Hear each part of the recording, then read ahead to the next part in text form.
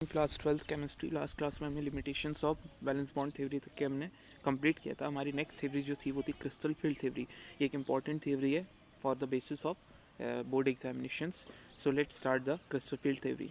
The crystal field theory (CFT) is an electrostatic model which considers the metal ligand bond to be ionic, arising purely from electrostatic interaction between the metal ion and ligand.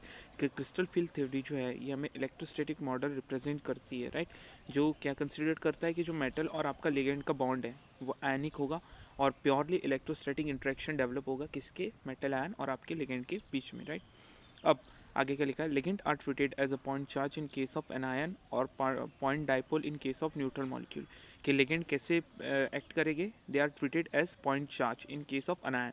कि अगर मान लो central metal ion जो है, sorry आपका ligand अगर anion है तो वो एक पॉइंट चार्ज की तरह ट्रीट किया जाएगा. और अगर न्यूट्रल मॉलिक्यूल्स आपके लिगेंड तो वो पॉइंट डाइपोल की तरह एक्ट करेंगे, ठीक है.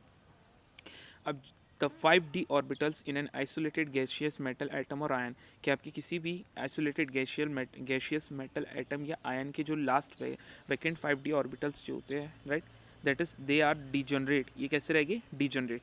This degeneracy is maintained if a spherically symmetrical field of negative charge surround a metal atom. और ये डीजनरेसी जो रहेगी इनकी मेंटेन कैसी रहेगी, जब स्फेरिकल सिमेट्रिकल फील्ड में नेगेटिव चार्ज सराउंड कर लेंगे आपके मेटल एटम या आयन को. यानी किसी एक भीड़ में मान लीजिए एक पॉजिटिव चार्ज है आपका सेंट्रल मेटल आयन को और उससे सराउंड कर लेंगे आपके नेगेटिव आयन्स, ठीक है ना. However, when the negative field is due to ligands, अब ये नेगेटिव फील्ड किसके कारण हो रही है, लिगेंड्स की वजह से हो रही है. क्योंकि हमने पढ़ा है कि सेंट्रल मेटल एटम से ही आपके लिगेंड बॉन्ड बनाते हैं ना. और कौन सा इंट्रैक्शन रहेगा इनके बीच में, electrostatic interactions. Either anion or the negative end of the dipolar molecules of amine or H2O in a complex. It becomes asymmetrical and the degeneracy. It become asymmetrical and the degeneracy of the D orbital is lifted. तो यहाँ बता रहे हैं कि asymmetrical हो जाएगी. यहाँ पे जो डीजनरेसी है आपके डी ऑर्बिटल की वो लिफ्ट होगी, है ना. कैसे लिफ्ट होगी आगे समझते हैं हम इसको. It result in splitting of the D orbital. यहाँ पे आपको क्रिस्टल फील्ड थ्योरी में मेन आपको ये बताया गया है एक्चुअली में कि जो आपका डी ऑर्बिटल रहेगा सेंट्रल मेटल एटम का, जब भी लिगेंड उसके पास में आएगा, है ना, चाहे वो न्यूट्रल लिगेंड्स हो या एनायनिक लिगेंड. तो अगर एनायनिक लिगेंड है तो पॉइंट चार्ज की तरह एक्ट करेगा और अगर न्यूट्रल मॉलिक्यूल है तो वो आपके पॉइंट डाइपोल की तरह एक्ट करेंगे. तो जैसे ही ये यहाँ पे बॉन्डिंग क्रिएट करने लगते हैं तो आपका जो डी ऑर्बिटल की डीजनरेसी है वो लिफ्ट हो जाती है. और आप यहाँ पे हमें रिजल्ट में देखने को क्या मिलता है कि आपका जो डी ऑर्बिटल है ये स्प्लिट हो जाता है, राइट. अब ये जो लिखा है इनका पैटर्न लिखा है, the pattern of splitting depend upon the nature of crystal field. तो यहाँ पे जो पैटर्न है इनकी स्प्लिटिंग का वो डिपेंड किस पे करता है, क्रिस्टल फील्ड के पैटर्न पर, राइट. तो इसे हम एक्सप्लेन करने के लिए समझते हैं splitting in different crystal fields. तो अलग अलग क्रिस्टल फील्ड्स में हम इनकी डी ऑर्बिटल की स्प्लिटिंग को समझेंगे. जैसे कि पहला लिखा है आपका number A, crystal field splitting in octahedral coordination entities. मतलब ऑक्टाहेड्रल कॉम्प्लेक्सेस वाली कोऑर्डिनेशन एंटिटीज़ के अंदर क्रिस्टल फील्ड की स्प्लिटिंग कैसे होगी, देखिए. In an octahedral coordination entity with 6 ligand surrounding the metal atom और आयन. मतलब एक ऑक्टाहेड्रल कोऑर्डिनेशन एंटिटी में जब आप देखोगे तो जो आपके 6 लिगेंड सराउंड करके रखे मेटल एटम या आयन को, there will be a repulsion between the electrons in metal. यहाँ पे रिपल्शन क्रिएट होगा किसमें, इलेक्ट्रॉन्स में. किसके इलेक्ट्रॉन्स में, मेटल के डी ऑर्बिटल्स के इलेक्ट्रॉन में. और किसके, और एंड द इलेक्ट्रॉन्स और negative charge of the ligand. मतलब लिगेंड के जो नेगेटिव चार्ज वाले इलेक्ट्रॉन्स हैं उनके साथ और मेटल के डी ऑर्बिटल के साथ, राइट, इनके बीच में रिपल्शन क्रिएट होगा. Such a repulsion is more with the metal d orbital is directed toward the ligand. और ये रिपल्शन कब ज़्यादा, मतलब बहुत ज़्यादा हो जाएगा, जब आपका मेटल का जो डी ऑर्बिटल है ये डायरेक्टेड होगा. मतलब डायरेक्ट टुवर्ड किसकी तरफ रहेगा, लिगेंड की तरफ. Then when it is away from the ligand, मतलब जब ये लिगेंड के पास में रहेगा कौन, आपका सेंट्रल मेटल एटम, तो ये जो इसका वो रहेगा रिपल्शन वो बहुत ज़्यादा होगा. और जब दूर होगा तो रिपल्शन कम होगा. Thus, dx2y2 and dz2 orbital which point toward the axis along the direction of the ligand. अब जो आपके dx2y2 and dz2 ऑर्बिटल्स है जो ये पॉइंट करेंगे आपके एक्सिस की तरफ along the direction of ligand के डायरेक्शन में, विल एक्सपीरियंस मोर रिपल्शन. तो इन्हें ज़्यादा रिपल्शन एक्सपीरियंस करने को मिलेगा. And will be raised in energy, और इनकी एनर्जी क्या हो जाएगी, इंक्रीज हो जाएगी. And the dxy, dyz and dxz orbitals which are directed between the axis will be lowered in energy. और ये जो बाकी के 3 ऑर्बिटल्स है डी ऑर्बिटल के सब ऑर्बिटल्स हमको बोल सकते हैं. कौन कौन से, D X Y, D Y Z and D X Z orbitals, ये किसकी तरफ डायरेक्टेड करेंगे, आपके एक्सिस की तरफ. और ये कैसे हो जाएंगे, लोअर्ड हो जाएंगे एनर्जी में एज कम्पेयर टू आपके D X two Y two और डी जेड टू ऑर्बिटल्स के. आगे लिखा है that's the degeneracy of D orbital has been removed. यहाँ पे डीजेनरेसी जो थी डी ऑर्बिटल की वो रिमूव हो जाएगी, एंड ड्यू टू किसकी वजह से, लिगेंड के इलेक्ट्रॉन मेटल इलेक्ट्रॉन के रिपल्शन के बीच, मतलब लिगेंड का जो इलेक्ट्रॉन है और मेटल का इलेक्ट्रॉन इनके बीच का जो रिपल्शन है उसकी वजह से डीजेनरेसी जो रहेगी डी ऑर्बिटल की वो रिमूव हो जाएगी कम्प्लीटली। किसमें, ऑक्टाहेड्रल कॉम्प्लेक्सेस में। To yield 3 orbitals of lower energy, तो यहाँ पे हमें 3 ऑर्बिटल लो एनर्जी के मिलेंगे T2G set and the 2 orbitals of high energy, और 2 ऑर्बिटल्स हमें हायर एनर्जी के ऑर्बिटल्स, टोटल 5 ऑर्बिटल्स आपको देखने को मिलेंगे। मतलब जो 3 ऑर्बिटल्स है वो लोअर एनर्जी में रहेंगे। कौन सी स्टेज में, लोअर एनर्जी स्टेट को हम क्या बोलेंगे, T2G, और बाकी के जो 2 एक्स्ट्रा ऑर्बिटल रिमेनिंग ऑर्बिटल्स है वो कहाँ हायर एनर्जी को ऑक्यूपाई करेंगे, और वो एनर्जी स्टेट को हम क्या बोलेंगे, EG set, right. This splitting of the degenerate levels due to presence of ligand in a definite geometry, मतलब इसी splitting of d orbital को degenerate levels को रिमूव करने के लिए, है ना, किसकी प्रेजेंस के कारण, ligand की प्रेजेंस के कारण मतलब होने की वजह से एक डेफिनेट ज्योमेट्री क्रिएट होगी, और इसे ही हम क्या बोलेंगे, ज्योमेट्री को क्रिस्टल फील्ड स्प्लिटिंग, यानी इस मैकेनिज्म को हम बोलेंगे crystal field splitting. And the energy separation is denoted, और जो एनर्जी सेपरेशन होगा उसे हम कैसे डिनोट करेंगे, डेल ओ से। The subscript O is for octahedral, ये जो ओ है ये इसकी ज्योमेट्री को शो कर रहा है, यानी ऑक्टाहेड्रल ज्योमेट्री होने की वजह से, ठीक है। That's the energy of the 2 EG orbital, अब जो 2 EG ऑर्बिटल्स है उनकी एनर्जी इंक्रीज होगी बाय 3/5 डेल ओ से, एंड दैट ऑफ द 3, और बाकी जो 3 T2G है उनकी एनर्जी डिक्रीज होगी 2/5 डेल ओ के लेवल से, राइट। तो हम इस यहाँ पे हम देख सकते हैं इस डायग्राम में डी ऑर्बिटल की स्प्लिटिंग हो रही है एक ऑक्टाहेड्रल क्रिस्टल फील्ड कॉम्प्लेक्स में, राइट। और यहाँ पे एक्चुअली में क्या हो रहा है कि आपके मेटल एटम के साथ जब आपका लिगेंड के डी ऑर्बिटल्स जो रहेंगे, मतलब लिगेंड्स के जो इलेक्ट्रॉन है ना, वो मेटल के डी ऑर्बिटल्स के साथ जब बॉन्डिंग क्रिएट करेंगे तो यहाँ पे आपका जो डी ऑर्बिटल ये ब्रेक हो जाएगा 2 स्प्लिटिंग एनर्जीज में, ठीक है। जैसे यहाँ पे हम देख सकते हैं कि आपका एनर्जी लेवल जो है डाउन बॉटम से टॉप की तरफ इंक्रीज होगा, ना बॉटम से टॉप में जाने पे इंक्रीज होगा। और हम यहाँ पे देख सकते हैं मेटल के डी ऑर्बिटल्स कितने हैं, टोटल 5 है। कौन कौन से, DX2Y2 DZ2, और बाकी के 3 कौन से, DXY DXZ और DYZ, ठीक है। ये फ्री मेटल आयंस है। अब इनकी एनर्जी स्टेट इंक्रीज होगी, राइट। तो average energy of the D orbital in a spherical crystal field, और बाद में इनका हमें स्प्लिटिंग देखने को मिलेगा। जैसे कि आप यहाँ स्प्लिटिंग देख सकते हैं इनकी डी ऑर्बिटल की complex octahedral crystal field complex में, कि यहाँ पे आप देख सकते हैं यहाँ पे कि 2 एनर्जी स्टेट्स यहाँ पे क्रिएट हो गए डी ऑर्बिटल्स की स्प्लिटिंग के कारण। एक एनर्जी कहलाई, एक एनर्जी स्टेट हुई EG, और दूसरी वाली कहलाई T2G। जो रेड लाइन से इंडिकेट है वो है आपकी EG स्टेट, और जो ब्लैक लाइन से इंडिकेट है वो है T2G स्टेट। यहाँ EG और T2G स्टेट में फ़र्क क्या है कि लाइक ये जो टोटल 5 वो है सब ऑर्बिटल्स किसके, डी ऑर्बिटल्स की जो 5 सब ऑर्बिटल्स है, कौन कौन से, DX2Y2 DZ2, ये कहाँ पे शिफ्ट हो जाएगी, ये EG ऑर्बिटल की तरफ शिफ्ट हो जाएगी, इसलिए इन्हें रेड कलर से लिखा गया है। तो अब यहाँ देख सकते हैं कि यहाँ पे ये दोनों DX2Y2 और DZ2 ये EG ऑर्बिटल यानी EG एनर्जी स्टेट की तरफ शिफ्ट हो जाएगी ये दोनों ऑर्बिटल्स, और बचे हुए 3 जो है आपके रिमेनिंग ये 3 DX2Y2 एंड DZ2 ये कहाँ शिफ्ट हो जाएगी, T2G एनर्जी की तरफ, यानी T2G एनर्जी स्टेट में डिवाइड हो जाएगी, राइट। अब आगे क्या लिखा है, the crystal field splitting del O, ये डेल ओ क्या बता रहा है, आपकी एनर्जी को शो कर रहा है, और ओ किसको डिनोट कर रहा है, ओ आपकी ज्योमेट्री, जैसे कि यहाँ पे ऑक्टाहेड्रल ज्योमेट्री, अगर यहाँ पे टेट्राहेड्रल होती तो डेल टी लिखते हैं हम, क्या लिखते हैं हम, डेल टी, ठीक है। The crystal field splitting del O depend upon the field produce by the ligand, तो ये जो क्रिस्टल फील्ड स्प्लिटिंग है डेल ओ ये डिपेंड किस पे करेगी, आपके लिगेंड के फील्ड जो लिगेंड के पे डिपेंड करेगी इनडायरेक्टली, ठीक है। And the charge on the metal ion, और दूसरी चीज़ कौन सी, आपके मेटल आयन के चार्जेस पर। Some ligand are able to produce strong field in which case, मतलब कुछ लिगेंड्स कैसे होते हैं जो स्ट्रॉन्ग फील्ड क्रिएट कर सकते, राइट। तो इस तरह के केसेस में क्या होगा, the splitting will be large, यहाँ पे स्प्लिटिंग कैसे होगी, लार्ज हो जाएगी, whereas other produces weak field, और बाकी जो रहेंगे लिगेंड्स वो कैसी फील्ड क्रिएट करेंगे, वीक फील्ड। तो सिंपल है, जो स्ट्रॉन्ग फील्ड क्रिएट करेंगे लिगेंड्स वो कैसे कहलाएगी, स्ट्रॉन्ग लिगेंड्स, और जो वीक फील्ड क्रिएट करेंगे लिगेंड्स वो कहलाएंगे वीक लिगेंड्स, राइट। क्योंकि हमने हमारा वैलेंस बॉन्ड थ्योरी में देखा था कि ये स्ट्रॉन्ग लिगेंड और वीक लिगेंड को डिफरेंशिएट नहीं करा था वैलेंस बॉन्ड थ्योरी में। आगे लिखा है and consequently result in the small splitting of D orbital, और हमें यहाँ पे डी ऑर्बिटल की एक स्मॉल स्प्लिटिंग देखने को मिली, 2 एनर्जी स्टेट्स बनी, एक EG और एक T2G। EG आपकी हायर एनर्जी स्टेट है और T2G आपकी लोअर एनर्जी स्टेट, जहाँ पे आपके डी ऑर्बिटल्स जो थे वो डिवाइड हो गए equally. In general ligands can be arrange in a series in the order of increasing field strength, और यहाँ पे जो आपके लिगेंड्स है वो अरेंज हो गए एक ऑर्डर में, राइट, किस ऑर्डर में, इनकी फील्ड स्ट्रेंथ की इंक्रीमेंट में। तो हम यहाँ पे एक ऑर्डर चेन देख सकते हैं, जहाँ पे हम देखेंगे सबसे वीक लिगेंड जो है आपका हुआ आयोडीन, उससे स्ट्रॉन्ग ब्रोमीन, उसके बाद isocyanide, chlorine, sulphur, fluorine, hydroxy, oxyl acetato group, right, फिर एक्वा ग्रुप, राइट, फिर आपका NCS जो हो गया है ना, आइसोथायोसल्फेट, EDTA लिगेंड है ना, NH3, ethylene diamine, cyanide, cobalt. तो ये सारे क्या लिगेंड्स है, राइट, और ये सारे लिगेंड नेगेटिव चार्ज है, और ये सारे लिगेंड क्या किस फील्ड में, मतलब एक इंक्रीजिंग ऑर्डर में बताएं, इनकी फील्ड स्ट्रेंथ की इंक्रीजिंग ऑर्डर में अरेंज है। तो इससे हमें ये पता चला कि जो आयोडीन है वो एक वीक फील्ड क्रिएट करने वाला लिगेंड है, तो इसलिए वीक लिगेंड कहलाया। और कोबाल्ट है ये स्ट्रॉन्ग फील्ड क्रिएट करने वाला लिगेंड है, तो ये स्ट्रॉन्ग लिगेंड कहलाया। Such a series is termed as spectrochemical series, और इस सीरीज को हम क्या बोलेंगे, इस सीरीज को हम बोलेंगे स्पेक्ट्रोकेमिकल सीरीज। कौन सी सीरीज को, ये वाली, ये जो लिखी है आपके सामने, ठीक।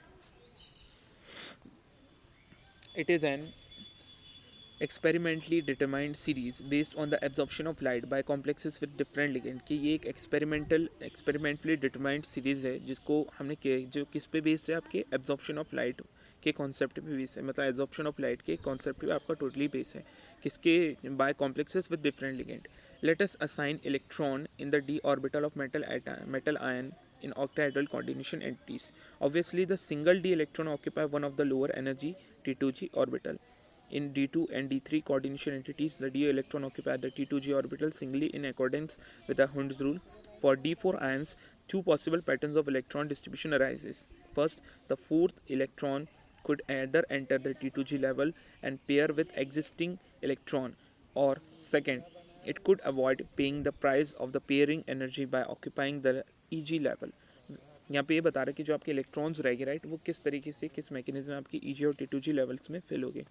Which of these possibilities occur depend on the relative magnitude of the crystal field splitting. तो यहाँ पे बता रहा है कि यहाँ पे कोई भी पॉसिबिलिटीज़ आपकी डिपेंड हो सकती है EG और T2g लेवल के एनर्जी स्टेट के बेसिस पे इलेक्ट्रॉन के फिल होने की, और ये हुंड्स रूल के जो हुंड्स रूल है उसके अकॉर्डिंग ही इलेक्ट्रॉन्स का फुलफिलमेंट होगा। अब यहाँ आगे क्या लिखा है यहाँ लिखा है कि which of this possibility occur depend on the relative magnitude of the crystal field splitting del O and the pairing energy P. अब ये पेयरिंग एनर्जी पी क्या है, ये P represent the energy required for electron pairing in a single orbital, मतलब किसी एक single orbital में आपके पेयरिंग वाले इलेक्ट्रॉन के पेयर करने की जो एनर्जी होती है वो उसको कैसे डिनोट करनी, कैपिटल पी से, राइट। अब टू ऑप्शंस हमें यहाँ मिलते हैं। The two options are, first, if del O is if pairing energy is greater than the magnitude of crystal field splitting, then the fourth electron enter one of the EG orbital, giving the configuration T3 2G EG1, ligand for which del P is greater than del O, right, are known as weak field ligand and form high spin complexes. Second, if del O is greater than P, it becomes more energetically favorable for the fourth electron to occupy a T2g orbital with configuration T2g4 EG0. Ligand which produces this effect is known as strong field ligand and form low spin complexes. तो यहाँ पे दो option से हमें एक पता चला कि एक लिगेंड जो रहेगा, एक तरह का लिगेंड वो हाई स्पिन कॉम्प्लेक्स क्रिएट करेगा और एक लो स्पिन कॉम्प्लेक्सेस। और ये किस तरीके से क्रिएट करेंगे कि जब आपके जो इलेक्ट्रॉन्स है ना, अगर आपका एक एक्स्ट्रा इलेक्ट्रॉन मान लीजिए फोर्थ इलेक्ट्रॉन पे ही आपका पूरा डिपेंड करता है कि वो स्ट्रॉन्ग फील्ड है कि वीक फील्ड है। तो जो आपका फोर्थ इलेक्ट्रॉन अगर EG ऑर्बिटल मतलब यहाँ लिखा है कि the fourth electron enter one of the EG orbital, मतलब EG ऑर्बिटल में हमने देखा था टोटल दो ऑर्बिटल्स, राइट, कौन कौन से, DX2, Y2 एंड DZ2। तो यहाँ पे अगर इन ऑर्बिटल्स में अगर आपका फोर्थ इलेक्ट्रॉन एंटर करेगा तो वो आपका कैसे कॉम्प्लेक्स फॉर्म करेगा, हाई स्पिन कॉम्प्लेक्स, और ये क्या कहलाएगा, वीक फील्ड लिगेंड। और अगर आपका फोर्थ इलेक्ट्रॉन ऑक्यूपाई करेगा T2G ऑर्बिटल, यानी कौन कौन सा ऑर्बिटल, DXY, DYZ, DZX, इन ऑर्बिटल्स को अगर ऑक्यूपाई करेगा तो ये कौन सा कॉम्प्लेक्स फॉर्म करेगा, लो स्पिन कॉम्प्लेक्स। वो कौन सा लिगेंड कहलाएगा, ये स्ट्रॉन्ग फील्ड लिगेंड, राइट। तो ये एक चीज़ आपको क्लियर होगी क्रिस्टल फील्ड थ्योरी में। नेक्स्ट आगे क्या लिखा है, calculation show that D4 to D7 coordination entities are more stable for strong field as compared to weak field cases, कि आपका D4 से D7 coordination entities more stable होगी, मतलब ज़्यादा स्टेबल होगी स्ट्रॉन्ग फील्ड बनाने के लिए as compare to weak field cases में। अब नेक्स्ट है आपका टेट्राहेड्रल कोऑर्डिनेशन एंटिटीज़ के लिए क्रिस्टल फील्ड स्प्लिटिंग कैसे होगी, देखते चलिए। In tetrahedral coordination entity formation the D orbital splitting is inverted and smaller as compare to the octahedral splitting. तो यहाँ टोटली आप अगर ध्यान देंगे तो आपका जो है डी ऑर्बिटल का जो अभी हमने जो स्प्लिटिंग देखे थे, क्रिस्टल फील्ड स्प्लिटिंग किसमें देखे थे हमने, ऑक्टाहेड्रल एंटिटी में, है ना, कोऑर्डिनेशन एंटिटी में। और यही हम क्रिस्टल फील्ड स्प्लिटिंग देखेंगे टेट्राहेड्रल कोऑर्डिनेशन एंटिटी में। तो दोनों में एक्चुअली में कोई चेंज नहीं आया, कि जो एक्चुअली में चेंज सिर्फ इतना है कि जो आपका टेट्राहेड्रल कोऑर्डिनेशन एंटिटी में क्रिस्टल फील्ड स्प्लिटिंग हुआ है तो आपकी एनर्जी स्टेट चेंज हो गई है। पहले T2G स्टेट नीचे थी और EG स्टेट ऊपर थी, अब T2G स्टेट ऊपर चली गई और EG स्टेट नीचे आ गई, है ना। तो यहाँ अब एक्चुअली में क्या हो रहा है कि यहाँ इन्वर्ट हो जा रहा है and smaller as compare to the octahedral splitting. और ऑक्टाहेड्रल स्प्लिटिंग के कंपैरिजन में ये बहुत छोटी होगी, है ना, splitting for the same metal, the same ligand and the metal ligand distance it can. और ये कौन कौन सी रीज़न पे रीज़न मतलब कौन कौन सी रीज़न के बेसिस पे कह रहा है कि जो यहाँ पे स्प्लिटिंग होगी स्मॉल होगी, वो किन केसेस पे कह रहा है कि जब आपका मेटल सेम हो, आपका लिगेंड भी सेम हो और मेटल लिगेंड का डिस्टेंस भी सेम हो, तब जाकर it can be shown that del T. अब ये डेल टी क्या है मैंने आपको बताया था, सेम ये मैग्नीट्यूड ऑफ क्रिस्टल फील्ड है in for tetrahedral complexes coordination entity के लिए। यहाँ पे हम टेट्राहेड्रल की बात करें इसलिए हमने क्या यूज़ करा, टी यूज़ करा, right. Del T is equal to 4/9 del O. Then consequently the orbital splitting energies are not sufficiently large for forcing pairing। तो यहाँ पे जो आपकी consequently बता रहा है कि जो आपकी ऑर्डर स्प्लिटिंग एनर्जीज है वो ज़्यादा नहीं है, ज़्यादा बड़ी नहीं है, किस लिए कि फोर्स कर सके पेयरिंग के लिए। And therefore low spin configuration are rarely observe. तो हमें यहाँ पे कौन सा कॉम्प्लेक्सेस देखने को मिलेगा, लो spin complexes. But in the case of octahedral geometry हमें कौन सा कॉम्प्लेक्स देखने को मिलेगा, हाई स्पिन कॉम्प्लेक्स। नेक्स्ट लिखा है the G subscript is used for the octahedral and square planar complexes which have a center of symmetry. Since tetrahedral complexes lacks symmetry, G subscript is not used with energy levels। यहाँ पे आपका G क्यों use नहीं हुआ, यहाँ पे अगर आप देखोगे तो सिर्फ T2 लिखा है और नीचे क्या लिखा है, E लिखा है। यहाँ पे T2G और EG नहीं लिखा है। क्यों नहीं लिखा है G, क्योंकि जो G था वो क्या सब्सक्रिप्ट कर रहा था, ये सब्सक्रिप्ट कर रहा था आपके ऑक्टाहेड्रल स्क्वायर प्लेनर कॉम्प्लेक्सेस के लिए यूज़ होता है, ठीक है। और जिनकी क्यों यूज़ होता है इनके लिए, क्योंकि इनकी एक सेंटर ऑफ सिमेट्री होती है, बाकी टेट्राहेड्रल में ऐसी सेंटर ऑफ सिमेट्री नहीं होती है, इसलिए यहाँ पे हम G सब्सक्रिप्ट यूज़ नहीं करेंगे। इसलिए हम सिंपल यहाँ पे T2 और E बोलेंगे, ना कि T2G और EG बोलेंगे। और आगे लिखा है आगे लिखा है since tetrahedral complexes lack symmetry. तो टेट्राहेड्रल कॉम्प्लेक्सेस में क्या नहीं होती है, सिमेट्री नहीं होती है, इसलिए यहाँ पे G सबस्क्रिप्ट का यूज़ नहीं होगा एनर्जी लेवल्स के साथ, इसलिए हमने T2G और EG नहीं लिखा। इसकी जगह हमने क्या लिखा है, T2 और E डायरेक्टली, ठीक है। तो आप यहाँ देख सकते हैं कि T2 एनर्जी स्टेट में likewise 3 orbitals sub orbitals D के चले गए। कौन कौन से, DXY, DYZ and TXZ, right.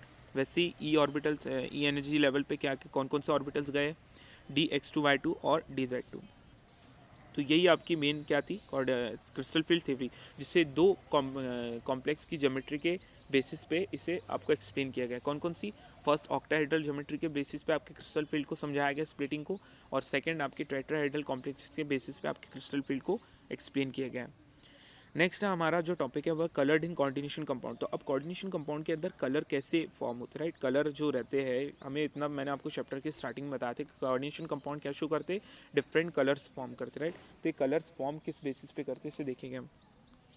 In the previous unit, we learned that one of the most distinctive property of transition metal complex is their wide range of color। कि transition metal का जो होते हैं complexes, जिसमें मतलब transition metal के ही metals क्या form करते हैं, आपके ligands के साथ complex compound फॉर्म करते हैं। तो ट्रांजिशन मेटल के प्रेजेंस के कारण यहाँ पे हमें वाइड रेंज ऑफ कलर देखने को मिलेगी कॉम्प्लेक्स कंपाउंड्स में। इसका मतलब ये है कि this means that some of the visible spectrum is being remove. यहाँ पे कुछ विजिबल स्पेक्ट्रम को रिमूव कर दिया गया है फ्रॉम वाइट लाइट से, and as it pass through the sample so the light that emerge is no longer white. तो जो लाइट एमर्ज होगी वो ज़्यादा वाइट मतलब वाइट नहीं रहेगी, वो अलग अलग डिफरेंट कलर्स देगी। बात समझ में नहीं आई, इसे समझाता हूँ मैं आपको क्लियर वे में। The colour of a complex is complementary to that which is absorb. कि वाइट लाइट में हमें स्पेक्ट्रम ऑफ लाइट में हमने पढ़ा था कि एक वाइट लाइट में डिफरेंट कलर्स होते, राइट।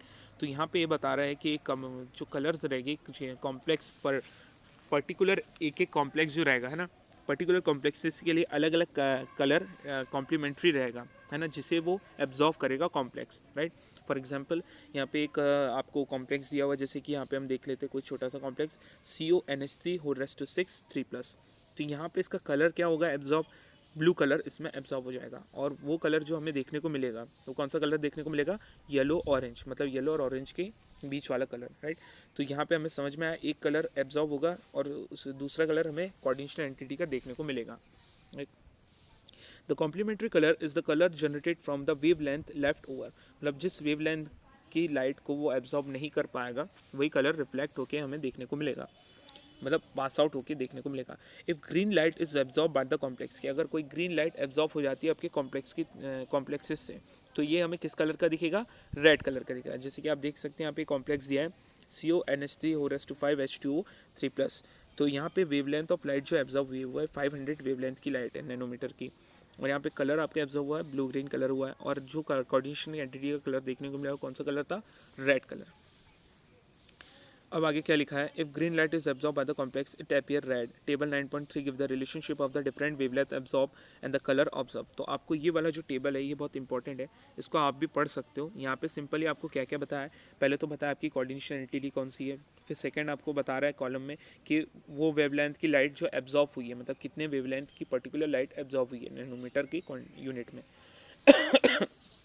थर्ड लिखा है आपकी कलर ऑफ लाइट जो एब्जॉर्ब हो चुकी है, और फोर्थ जो कलर ऑफ कोऑर्डिनेशन एंटिटी का बनेगा, ठीक है। नेक्स्ट लिखा है the colour in the coordination compound can be radially explain in the term of crystal field theory, कि अब जो कलर है कोऑर्डिनेशन कंपाउंड का हम उससे इजीली समझ सकते हैं क्रिस्टल फील्ड थ्योरी के टर्म्स में। कंसिडर करें एक एग्जांपल को कि जो कॉम्प्लेक्स है TiH2O और 6 3+, जिसका कलर कैसा है, वॉयलेट है, right. This is an octahedral complex, ये कैसा कॉम्प्लेक्स है, एक ऑक्टाहेड्रल कॉम्प्लेक्स है जहाँ पर single electron Ti3+ is a 3d1 system in the metal d orbital is in the T2g level in the ground state of the complex. The next higher state available for the electron is the empty EG level. If light corresponding to the energy of blue-green region is absorbed by the complex, it would excite the electron from T2g level to EG level, and then consequently, the complex appear violet in color. The crystal field theory attribute the color of coordination compound to dd transition of the electron, कि actually में आपका dd transition of electron के कारण ही आपका different colour हमें देखने को मिलेगा कॉम्प्लेक्स का। और क्रिस्टल फील्ड थ्योरी में जैसे हमने देखा था कि डी ऑर्बिटल्स में अलग अलग डिफरेंट एनर्जी स्टेट लेवल पे स्प्लिट हो जाती है ना, तो यहाँ पे ये बता रहा है कि इलेक्ट्रॉन जो रहेंगे उनका शिफ्ट जो होगा, शिफ्ट होने की वजह से भी आपका जो कलर का कॉम्प्लेक्स रहेगा वो डिटरमाइन होगा ना। नेक्स्ट आपका दिया है इसमें, it is an important to note that in the absence of ligand, कि लिगेंड की एब्सेंस के कारण crystal field splitting does not occur and hence the substance is colourless, कि अगर किसी कॉम्प्लेक्स में अगर लिगेंड ना हो तो उसमें क्रिस्टल फील्ड स्प्लिटिंग नहीं होगी, और स्प्लिटिंग नहीं होने की वजह से क्या होगा, वो सब्सटेंस का कलर कैसा रहेगा, वो कलरलेस हो जाएगा, ठीक है।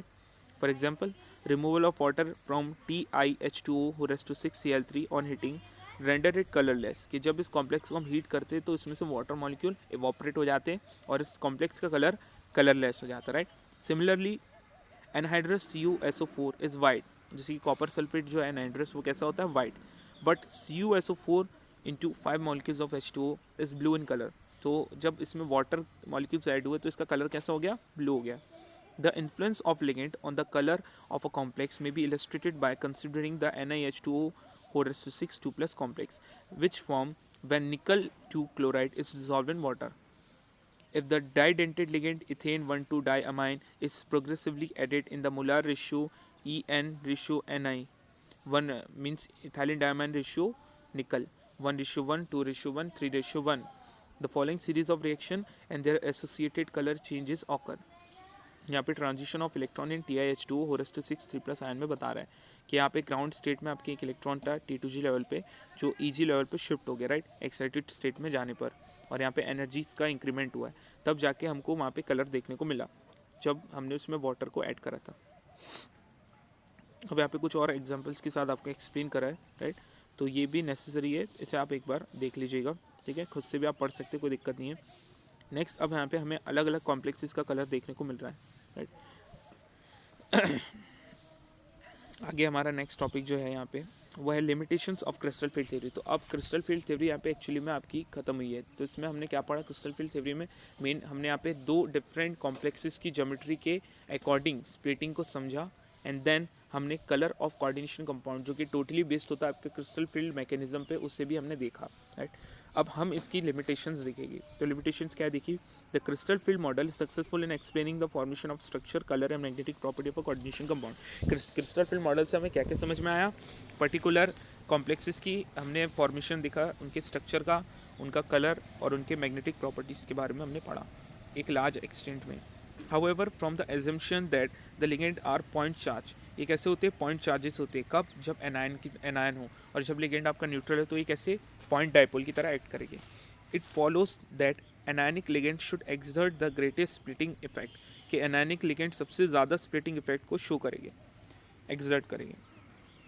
The anionic ligand actually are found at the low end of the spectrochemical series. Anionic ligand हमें कहाँ देखने को मिलते, स्पेक्ट्रोकेमिकल सीरीज के लो एंड पर। Further it does not take into the account the covalent character of bonding between the ligand and the central atom. There are some of the weakness of CFT which is explained by the ligand field theory and molecular orbital theory which are beyond the scope of the present study. तो यहाँ पे बाकी कुछ छोटी मोटी जैसे covalent characters के बारे में बताया, bonding nature, covalent characters of bonding nature between metal and ligands. तो इसे एक्सप्लेन करने में कई सारी चीज़ें जो थी उसे नहीं बता पाया, मतलब इस टॉपिक में, इस क्रिस्टल फील्ड थ्योरी में आपका एक्सप्लेनेशन ज़्यादा ब्रॉड नहीं दिया है। तो इसे समझाने के लिए आपको दो थ्योरीज और हैं, जैसे कि लिगेंड फील्ड थ्योरी और मॉलिक्यूलर ऑर्बिटल थ्योरी। तो ये वो आपको अभी प्रेजेंट में स्टडी नहीं करना है इस चैप्टर में, राइट। तो यहाँ पे एक्चुअली में आपका ये वाला टॉपिक तो एंड हो गया, क्रिस्टल फील्ड थ्योरी वाला। अब हम देखें बॉन्डिंग इन मेटल कार्बोनिल। तो बॉन्डिंग इन मेटल कार्बोनिल कैसे होती है देख लेते हैं। द होमोलैक्टिक कार्बोनिल, जिसमें compound containing carbonyl ligands only, मतलब आपको मैंने पहले भी पढ़ाया होमोलैक्टिक लिगेंड्स और हेट्रोलैप्टिक लिगेंड्स क्या होते हैं। होमोलैप्टिक लिगेंड्स वो लिगेंड जिसमें एक ही तरह के लिगेंड होंगे पूरे कॉम्प्लेक्सेस में, और हेट्रोलैप्टिक लिगेंड जिसमें एक से ज़्यादा प्रकार के आपको लिगेंड देखने को मिलेंगे पर्टिकुलर कॉम्प्लेक्सेस में। तो बॉन्डिंग इन मेटल कार्बोनिल्स में दिया है कि जो होमोलैप्टिक कार्बोनिल्स है, मतलब ऐसे लिगेंड जिसमें क्या हो, सिर्फ कार्बोनिल लिगेंड्स प्रेजेंट हो, are form by most of the transitional metal. तो ये किससे फॉर्म होते हैं, ज़्यादातर ट्रांजिशनल मेटल से ही फॉर्म होते हैं। This carbonyl have simple well defined structure. इसका स्ट्रक्चर कार्बोनिल का कैसा होता है, सिंपल और वेल डिफाइंड स्ट्रक्चर होता है। टेट्रा कार्बोनिल निकल is tetrahedral, penta carbonyl iron is trigonal bipyramidal. यहाँ पे बता रहा है कि टेट्रा कार्बोनिल निकल क्या आपका ट्रांजिशन मेटल है, तो टेट्रा कार्बोनिल निकल की ज्योमेट्री कैसी हुई, टेट्राहेड्रल बनी। वही पेंटा कार्बोनिल आयरन भी क्या आपका ट्रांजिशन मेटल है, तो पेंटा कार्बोनिल आयरन की ज्योमेट्री कैसी बनी, trigonal bipyramidal. While hexa carbonyl chromium, इसकी ज्योमेट्री कैसी बनेगी, ऑक्टाहेड्रल। यहाँ पे ये बता रहे हैं एक्चुअल में ये कि होमोलैप्टिक कार्बोनिल्स मतलब में क्या होता है कि जो जब अलग अलग ट्रांजिशन मेटल के साथ कॉम्प्लेक्स कंपाउंड क्रिएट करता है तो उसमें ज्योमेट्रीज भी हमें अलग अलग देखने को मिलेगी, ठीक है। Deca carbonyl di manganese is made up of 2 square pyramidal magnesium penta cobalt units joined by magnesium bond. Octa carbonyl dicobalt has cobalt bond bridged by 2 carbonyl group, right। अब आगे यहाँ पे देख सकते हैं डिफरेंट जो मैंने अभी आपको नाम बताया उन ज्योमेट्रीज के बारे में यहाँ पे स्ट्रक्चर्स इनके बने हुए, ठीक है। इसको आप अच्छे से एक बार खुद भी देख सकते हैं, वेट स्क्रीनशॉट लेके आप पॉज करके आप इन्हें समझ सकते हैं। आगे बढ़ते, the metal carbonyl bond in metal carbonyl possess both sigma and pi character. अब जो मेटल और कार्बन का बॉन्ड है मेटल कार्बोनिल कॉम्प्लेक्स कंपाउंड में, वो पजेस करेगा कौन कौन से कैरेक्टर को, सिग्मा और पाई कैरेक्टर दोनों को। The metal carbon sigma bond is formed by the donation of lone pair of electron। कि जो आपका मेटल कार्बन का सिग्मा बॉन्ड है ये कब फॉर्म होगा, जब डोनेशन होगा लोन पेयर ऑफ इलेक्ट्रॉन का, कहाँ पे, ऑन द कार्बोनिल कार्बन पे into a vacant orbital of metal के वैकेंट ऑर्बिटल से। The MC pi bond is form, मतलब metal carbon pi bond is form by the donation of pair of electron from a filled d orbital metal. जब filled d orbital of metal के filled d orbital से जब electron pair का donation होगा किसमें, into the vacant antibonding pi orbital of carbon monoxide में। तो जो मेटल होगा वो कैसा मेटल कार्बन का bond pi bond character show करेगा। The metal to ligand bonding create a synergic effect which strengthen the bond between carbonyl and the metal. यहाँ पे हम देख सकते हैं कि यहाँ पे एक स्ट्रक्चर दिया हुआ आपको मेटल और आपके कार्बोनिल ग्रुप का, जहाँ पे आप देख सकते हैं कि इलेक्ट्रॉन पेयर के शेयर के कारण यहाँ पे डिफरेंट कैरेक्टर्स देखने को मिलेंगे, बॉन्डिंग कैरेक्टर। कौन कौन से? सिग्मा और पाई कैरेक्टर, जहाँ पे ऊपर और नीचे पे सिग्मा कैरेक्टर, पाई कैरेक्टर देखने को मिलेगा और बीच वाले पे सिग्मा। एरो से आपको क्लियर हो गया होगा कि कौन सा किसको डोनेट कर रहा है। एरो से क्लियर, जैसे फर्स्ट वाला पाई, जो जितने भी पाई कैरेक्टर बॉन्ड रहेगा वहाँ पे आपके लोन पेयर ऑफ इलेक्ट्रॉन कौन शेयर कर रहा है? आपका full field d orbital of metal. और जहाँ पे सिग्मा पाई कैरेक्टर शो हो रहा है वहाँ पे आप क्या देखेंगे कि आपका कोबाल्ट के जो कोबाल्ट लोन पेयर इलेक्ट्रॉन को डोनेट कर रहा है मेटल को, ठीक है ना। नेक्स्ट आगे बढ़ते हैं हम। The coordination compound are of a great importance. Coordination compound की बहुत ज़्यादा इंपॉर्टेंस होती है। This compound are widely present in the mineral. ये कंपाउंड्स मिनरल्स में प्रेजेंट होते हैं, प्लांट्स और एनिमल के वर्ल्ड्स में बहुत ज़्यादा प्रेजेंट होते हैं। And are known to play an important function in the area of analytical chemistry, metallurgy, biological system, industry and medicine. तो इन सब सेक्टर्स में इसका ज़्यादा रोल रहता है, ठीक है। And this are describe below. अब इनके बारे में आपको डिटेल यहाँ पे दिया गया है, ठीक है। ये वाला जो टॉपिक है, ये वाला टॉपिक एग्जाम के बेसिस से तो इम्पोर्टेंट नहीं है, पर आप चाहो तो खुद भी पढ़ सकते हो, ठीक है। ये इजी है। इसमें हर एक कोऑर्डिनेशन कंपाउंड का यूज़ बता रहा है कि वो किस तरीके से मेडिसिन के पर्पस में, चाहे बायोलॉजिकल सिस्टम, चाहे किसी इंडस्ट्रीज़ की प्रोसेस हो, कोई मेटलर्जी की प्रोसेस हो, उसमें इनका कैसे यूजेस हो रहा है आप यहाँ देख सकते हैं, ठीक है। ये चार यहाँ पे और भी आपको शायद आगे दिए, देख लेते हैं, उनको आप खुद भी पढ़ सकते हैं, ठीक है। जैसे यहाँ पूरे दिए हुए, यहाँ पे आपका एक्चुअली में चैप्टर कंप्लीट हो गया। लास्ट आपका यही टॉपिक था, यूजेस ऑफ कोऑर्डिनेशन कंपाउंड, मतलब इंपॉर्टेंस और इनकी एप्लीकेशंस, राइट। यहाँ पे आपका कोऑर्डिनेशन कंपाउंड कंप्लीट हो गया। तो कोऑर्डिनेशन कंपाउंड में हमने क्या क्या पढ़े, एक बार फिर से हम एक बार इसको समझ लेते, राइट।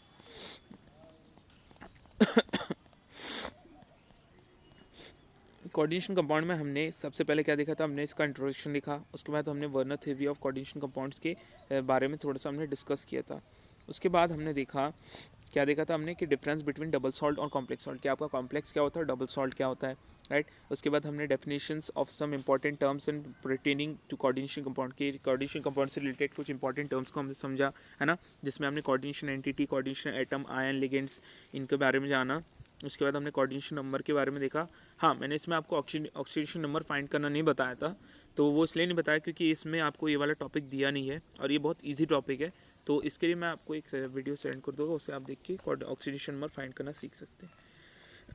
नेक्स्ट हमने coordination sphere, coordination polyhedron, oxidation number of central atom, homoleptic and heteroleptic complexes, तो इनके बारे में हमने डिटेल स्टडी की थी। यहाँ पे आप देख सकते हैं oxidation number of central atom find करने का दिया है, पर ये ज़्यादा ब्रॉड नहीं दिया, मतलब आपको समझाने के हिसाब से नहीं दिया, बहुत ईजी वे में दिया। तो आपको अगर इसे समझना है डिटेल में, तो इसके लिए मैं आपकी एक वीडियो भी सेंड कर दूँगा ग्रुप में, आप व्हाट्सएप ग्रुप में वहाँ से देख के ऑक्सीडेशन नंबर फाइंड करना सीख सकते हैं, ठीक है। ईजी है, ज़्यादा टफ नहीं है। इसके बाद हमने देखा नॉमेनक्लेचर के ऑफ कोऑर्डिनेशन कंपाउंड, जिसमें हमने कोऑर्डिनेशन कंपाउंड के नॉमेनक्लेचर को सीखा था। अब हमने देखा इसके बाद formulas of mononuclear coordination entities, फिर naming the mononuclear coordination compounds, and then we have studied the different और coordination compounds with their number and names. Then we have studied that the isomerism in coordination compound. There are two type of isomerism, stereo isomerism, structural isomerism.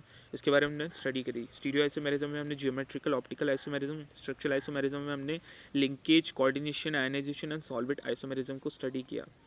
And then हमने क्या पढ़ा था, इन आइसोमेरिज्म्स के बाद हमने देखा था बॉन्डिंग इन कोऑर्डिनेशन कंपाउंड, तो कैसे आपकी बॉन्डिंग होती कोऑर्डिनेशन कंपाउंड्स में, उसको हमने एक्सप्लेन किया था और अच्छे से समझा था, राइट। इसके बाद हमने यहाँ बता रहा था कि कुछ क्वेश्चंस वर्नर थ्योरी के बाद अराइजेज होते थे, जिसे वीबीटी थ्योरी में हमने देखा, है ना। वीबीटी थ्योरी में हमने डिफरेंट हाइब्रिडाइजेशन के थ्रू हमने अलग अलग कॉम्प्लेक्स ज्योमेट्री वाले कॉम्प्लेक्सेस की स्टडी की हमने। इसके बाद हमने मैग्नेटिक प्रॉपर्टीज़ देखी कोऑर्डिनेशन कंपाउंड की, एंड देन हमने लिमिटेशंस पढ़ी वैलेंस बॉन्ड थ्योरी की। आज हमने क्रिस्टल फील्ड थ्योरी देखा, उसमें complex colouring of complex compound या कलर इन कोऑर्डिनेशन कंपाउंड्स को स्टडी किया। एंड देन हमने limitations of crystal field theory देखा। और लास्ट टॉपिक जो हमारा था bonding matter carbonyl and importance and application of coordination compound, इसको पढ़ने के बाद हमारा चैप्टर ये वाला कंप्लीट यहाँ पे हो गया है। इसके बाद हम अपना नेक्स्ट चैप्टर कल स्टार्ट करेंगे। Thank you so much.